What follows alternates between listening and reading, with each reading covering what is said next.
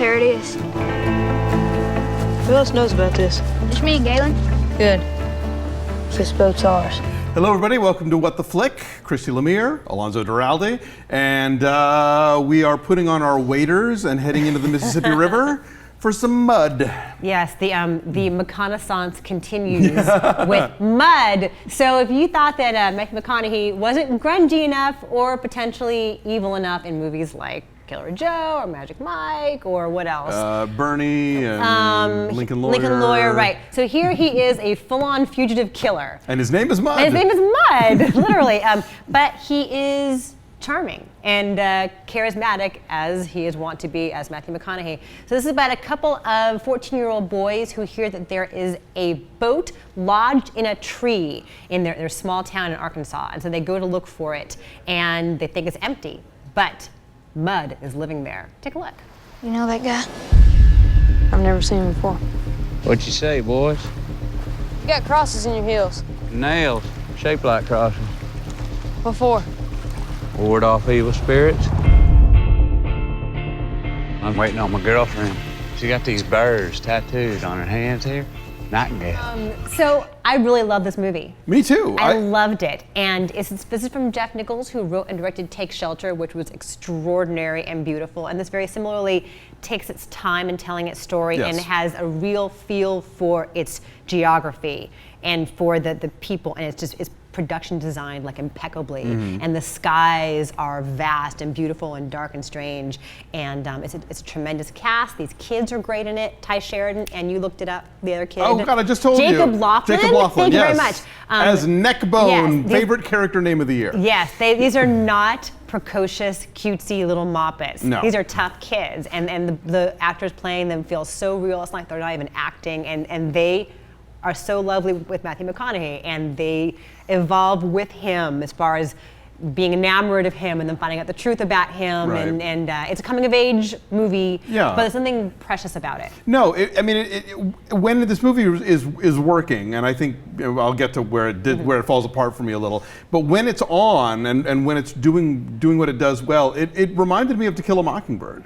You know, in a good way, and that's not something I throw around a lot. But the idea of these kids coming of age, getting involved in the lives of these adults, and sort of, you know, what they learn about the adult world and adult responsibilities, and how adults delude themselves and others, felt really honest and genuine, and not sort of fake movie-ish. Nichols creates this whole really interesting world. Like, I could have watched a whole movie about Ellis's parents, who are played by Ray McKinnon and Sarah Paulson, Yes. who are in the process of separating and going through their own stuff. And I mean, the mysterious neighbor played by Sam Shepard, who pops up, the Mud's longtime estranged girlfriend played by Reese Witherspoon. Yes. I mean, just all kind of factor in, and I think are and they fit so well into the larger world of the river and this island where the boat is, and the small town, on the banks in Arkansas, and the Piggly Wiggly and everything. It all felt very genuine. The Piggly Wiggly is like a character, and if you've lived in the South, Oh yeah, you will get why this matters. they are essential. But so you were going to get to a butt then. Well, here's the butt. The last act of this movie, I think, suddenly overloads with incident, I guess. Like, a lot of things start happening. Melodrama? Like there's like snake bites and shootouts and revelations and da-da-da-da. And it doesn't feel as of a piece with the other part of it, which, as you said, it takes its time. It's kind of laconic. It lets things play out. And also, I thought the kids who up till that point, or Ellis certainly, who up to that point, it was a very realistic 14-year-old in terms of the way he communicates and his own thoughts and desires, suddenly, like, has a couple of speeches where he totally understands what's happening and how he feels about it in a way that I think a 14-year-old wouldn't. Like when he finally breaks down and cries and unleashes on McConaughey? Yeah, when his big confrontation with Mud feels like a lot of understanding very fast for a character that probably would have taken longer to sort of figure it all out. No, I don't know. He strikes me as kind of a street smart kid, and he is an intelligent kid and kind of a street smart kid. So he's he's got all this pent up stuff going on, and I believe that speech because it's emotional. It's that horrible, awkward time when you're 14 and his illusions have all been shattered. Sure. So I kind of believe that speech. I'm not sure I always believe Reese Witherspoon's character. Really? Yeah, because yes, she's an idea as far as McConaughey's perception of her, right? Sure. That she's beautiful, and then you actually see her, and she's kind of this like pretty but trashy barfly kind of chick. Right, and certainly he does not live up to the pedestal that he's put her on in terms of the way she behaves. I'm not sure I believe all of her motivations. They seem to me to be a bit contrived for third act okay.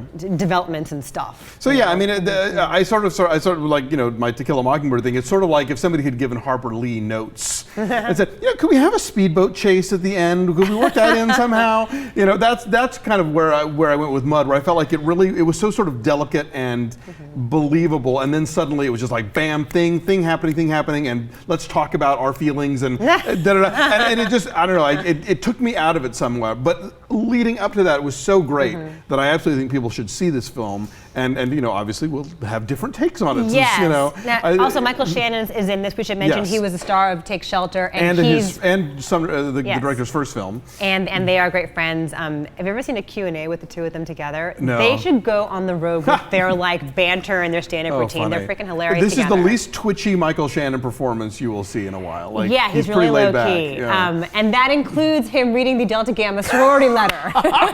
Which, if you have not watched Please go it find online, it. And I'm a DG, so I'm quite proud to see him reading this.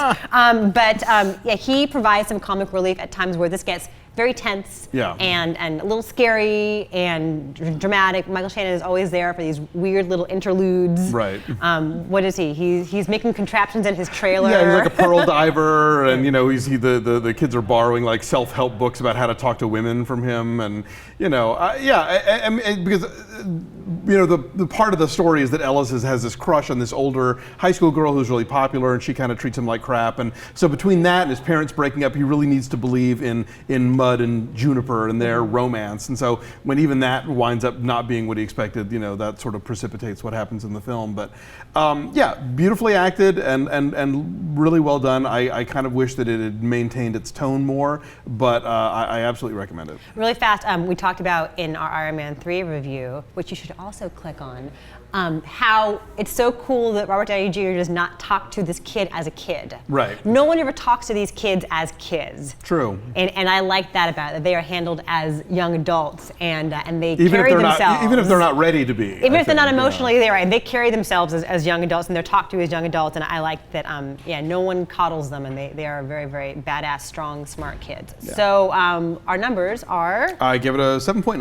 I give it an 8.9, so our average is, wait, what did we say that was? 8.4. Math is hard. So our 8.4 for us, but it's really, really high on the tomato meter. It was like 98% on the tomato meter. So if it's coming to your town, I think it was what, just like New York and LA last week? Yeah, I think it's slowly getting out there. So keep an eye out for Mud. It's a different film from a lot of things that are out right now, and really beautifully done.